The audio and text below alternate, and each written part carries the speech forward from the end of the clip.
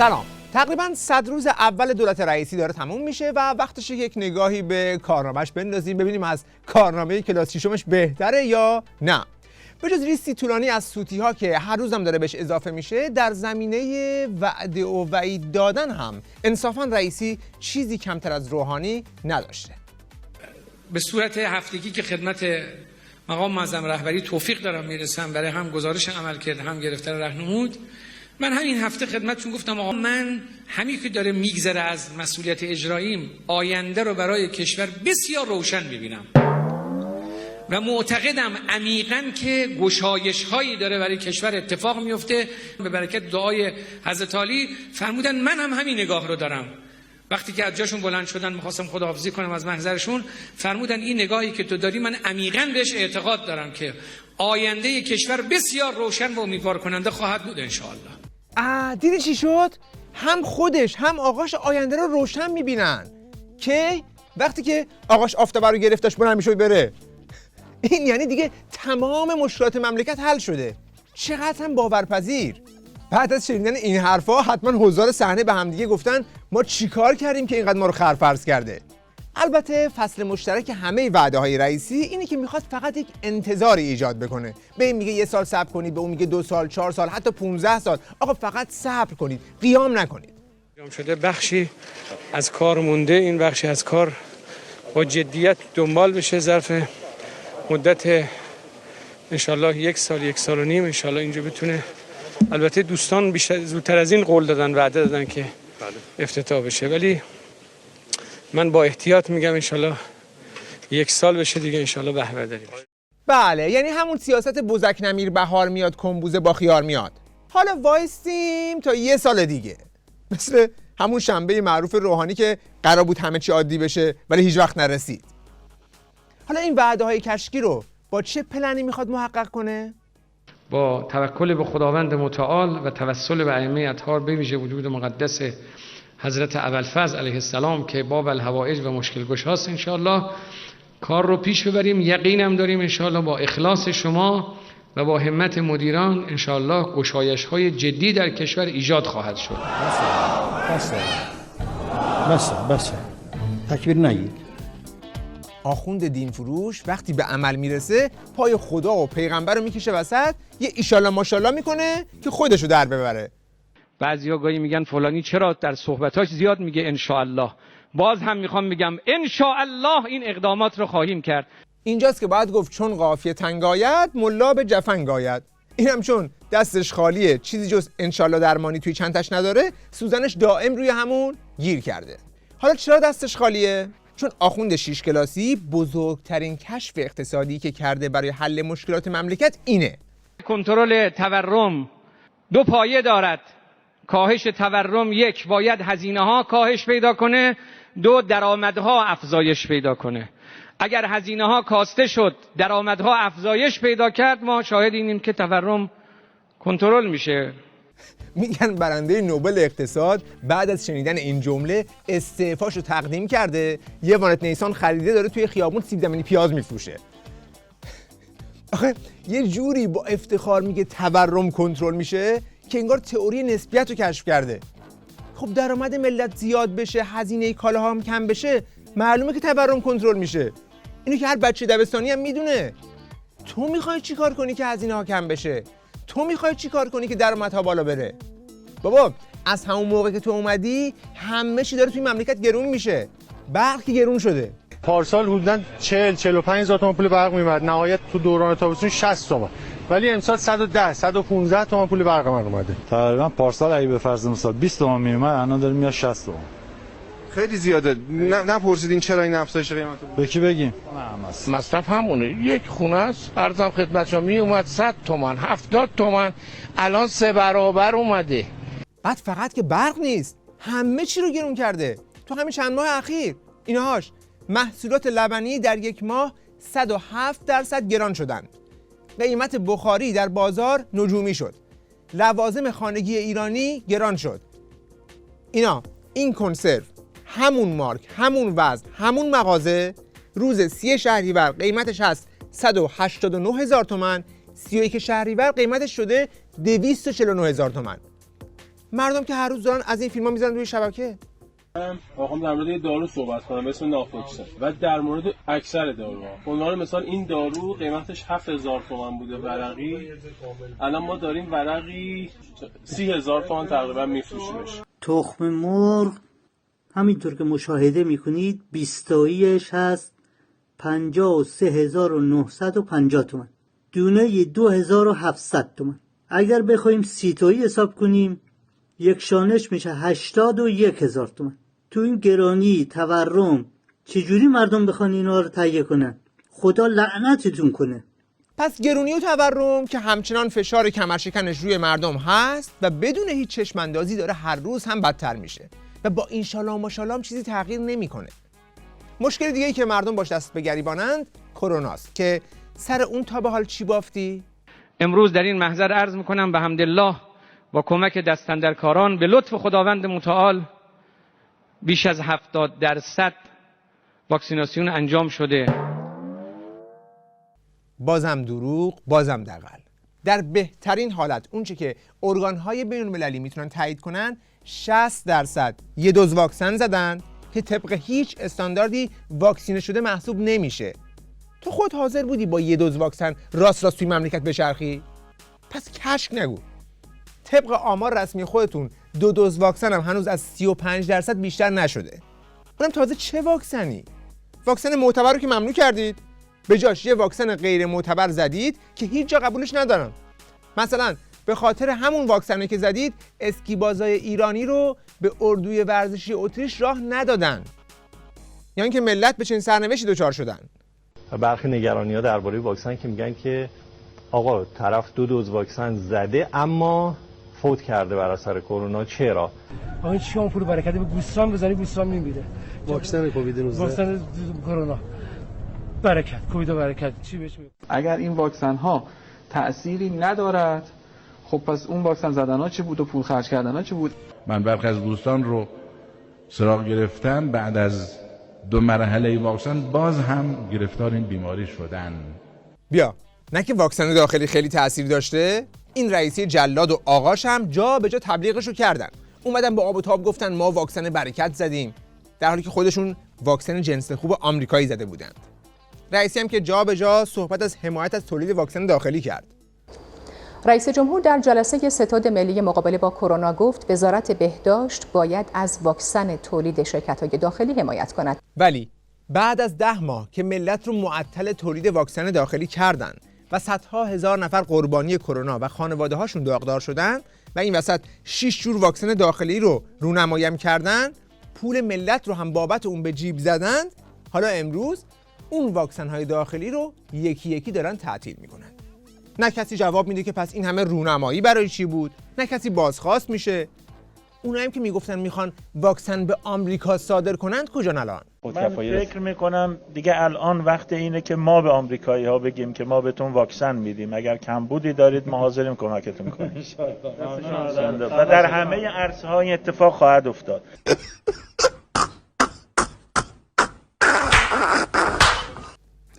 یکی دیگه از وعده‌های دوغکی رئیسی که هم قبل از انتخابات و هم بعد از انتخابات خیلی با اون پوز میداد، طرح ساخت 1 میلیون مسکن در سال بود.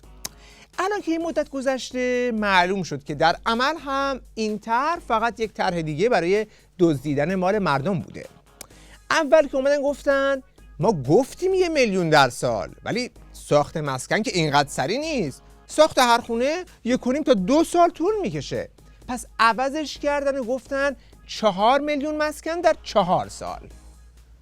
بناست که در 4 سال 4 میلیون مسکن ساخته بشه. اولا میخوام توضیح بدم که این 1 میلیون مسکن معنیش این نیست که هر سال اول 1 میلیون ساخته بشه، سال دوم 1 میلیون ساخته بشه. شما اینو میدونید که مسکن معمولا در کشور 1 سال 1 سال و نیم، بیش از 1 سال و نیم طول میکشه. ما برای اینکه به 4 میلیون مسکن در 4 سال برسیم باید در واقع شروع کارمون بیش از 1 میلیون باشه. بعد جلوتر که رفتن گفتن این طرح متقاضی محوره. یعنی چی؟ یعنی اول باید متقاضیش باشه تا بعد بسازیم. بعد که رفت جلو گفت نه، خونه رو هم باید خودتون بسازید، ما فقط زمینشو میدیم. بعد تو بوق و کرنا کردن که آی زمین رایگان میدیم.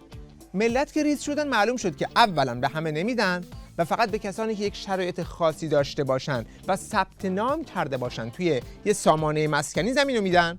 بعد هم معلوم شد که این زمین رایگان توی یه بیابونی خارج از شهری که نه آب داره، نه برق داره، نه جاده داره و خلاصه هیچ زیرساختی نداره. یعنی این طرح 1 میلیون مسکن در سال با این سامانه مسکنش در واقع یه چیزی شبیه همون پروژه مؤسسات مالی و بورس و طرح خرید خودرو میشه که الان هر روز قربانیانش توی خیابونا دارن اعتراض میکنن چون ثروتشون رو بالا کشیدن و چیزی کف دستشون نذاشتن. الان 1 سال و 2 ماهه با دستور خامنه‌ای، روحانی، جهانگیری، معاون اول رئیس جمهور، رئیس دفترش با هماهنگی همدیگه با صدا و سیمای جمهوری اسلامی کلاً ملت ایرانو سرشون کلاه گذاشتن و تشویق کردن، وارد بورس شدن و الان بعد از 1 سال و 2 ماه رئیسی با قول اینکه بورس رو درست میکنه و برای اینکه مردم رأی بگیره وارد کارزار انتخابات شد. الان 2-3 ماه رئیس جمهور شده. ما حس میکنیم فقط کاربر دزدی عوض شده. روز و هر روز شاهد آب شدن سرمایه هامون تو بورس ایران هستیم. متاسفم برای حکومتی که به همه دنیا باج میده ولی ملت خودش رو تحت فشار قرار میده. حالا اینو کم بود، یه چیزی هم تبلیغ کردن این وسط تحت عنوان تسهیلات وام 1 میلیارد تومانی مسکن. این دیگه یه مدل جدید چاپیدن پول ملت بود که قبلا خودشون برای یک چنین طرحی توی سریال‌های تلویزیونیشون طنز درست می‌کردن، مشالش می‌کردن. الان تو دنیای واقعیت چون دیگه نظام بدجوری خزانش خالی شده به این طرح رو آورده تا از جیب مردم یه چیزی بیرون بکشه. حالا طرحش چیه؟ طرحش اینه که میگه اگر میخوای وام مسکن بگیری اول باید 15 سال ماهی 200,000 500,000 تومان بپردازی تا بعد از 15 سال یه وام 1 میلیارد تومانی بهت بدن. ببینید امروز به همتون کارت فایننس داده میشه.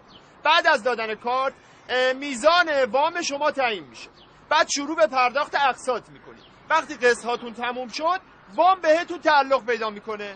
اینو بهش میگن مدرن ترین سیستم وامدهی در دنیا. حالا هر کس که دوست داره ثبت نام کنه به آرامی تشریف ببره آنور میدان. آرام. چه کاری هم اگه مرض دارن اول پول بدن بعد وام بگیرن. توقی جان من برم اینا رو داشته باشم. برو اونجا صفا مرتب کن. تسهیلات مسکن 1 میلیارد تومانی بانک مسکن تحت عنوان طرح ویژه جوانانه. یعنی اینا برای جوانانی که اولا هدف از این طرح چیه؟ که بیاد پسنداز و ترویج کنه در جامعه برای جوانانی که 15 سال آینده اینا نیاز به مسکن دارن. یعنی از الان اقساطشو بدن تا 15 سال بعد 1 میلیارد رو بگیرن. بله از الان اینا تا 15 سال جوانانی که 15 سال بعد نیاز به مسکن خواهند داشت اینا ترویج میکنه پسنداز کردن و که ماهیانه پیش بینی شده در اون طرح که 200,000 تومان اینا پسنداز کنن. یعنی میگه جوون مملکت باید از الان تا 15 سال دیگه پول بپردازه تا بعد از 15 سال تازه وام مسکن بگیره. اولا داریم درباره توافق وام با یک رژیم پابگولی صحبت میکنیم که معلوم نیست توش بعد 15 سال کی زنده است کی مرده. اصلا 15 سال دیگه نه ولی فقیهی هست نه رئیسی هست، نه نشانی از تاک هست و نه از تاک نشان. ببین اینا فقط میخوان همین الان پول یه ملتی رو بچاپن، یعنی دزدی حکومت از جیب ملت توی روز روشن. اون وقت توی همین حکومت برای کسی که 3 بسته بادام هندی دزدیده 10 ماه حبس و 40 ضربه شلاق حکم میدن.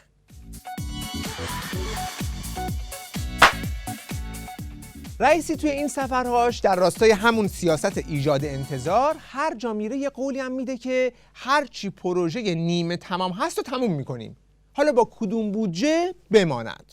ما در این سفر و سفرهای دیگه مواجه نیستیم با افتتاح یا احیانا آغاز به کار به این معنا که کلنگی بخوام به زمین بزنیم برای شروع یه پروژه. مواجهیم با پروژه های بسیار نیمه تمام و این پروژه ها مردم رو به سطوح در آورده. در هر منطقه که میریم میبینیم پروژه های نیمه تمام حسابی مردم رو عصبانی کرده. انشالله امیدواریم که ما بتونیم در این سفرها بخشی از انتظار مردم رو برآورده کنیم. طرف فقط میخواد با ایجاد امیدهای واهی هر طور شده قیام مهدوم رو به تأخیر بندازه. ببین آقای جلاد، اگر یه طرحی نیمه تموم مونده اول باید ببینی که چرا نیمه تموم مونده. یا بودجهش تموم شده یا از اول یه طرحی بوده برای دله‌دزدی و اختلاس که این بخشش حتما انجام شده. همین الان دولت شما تو بودجه سال جاری 460,000 میلیارد تومان کسری بودجه داره. میفهمی این چقدره؟ این دیگه پرپکانی نیستا، اینو دارن توی تلویزیون خودت میگن. مثلا ما 455,000 میلیارد تومان مالیات و سود شرکت ها رو داریم، اما در مقابلش در بودجه 1400 919,000 میلیارد تومان هزینه اجتناب ناپذیر داریم. یعنی ناترازی بودجه ما 460,000 میلیارد تومانه که معلوم نیست از کجا میخوایم این 460,000 میلیارد تومان رو تأمین بکنیم. رئیسی سوادش نمیکشه که با اعداد و ارقام و شاخصهای اقتصادی صحبت کنه، فقط میتونه حرفای کلی که بهش یاد دادن رو تکرار کنه. تازه وقتی یه کلمش جابجا میشه دیگه هیچکی سر در نمیاره این داره چی میگه. ولی واقعیت وضع نظام اونقدر خرابه که اگر از رئیسی و پاسدارای کابینش بگذریم، باقی کارشناسای حکومتی دائما دارن زنگ‌های خطر رو فشار میدن و هشدار میدن که آقا کار از کار گذشته ها، دیگه نمیشه مردم رو با این وعده ها معطل کرد. اونه که یه قولایی میدن که به بودجه برمیگرده بدون همش خالی بندیه، محقق نمیشه.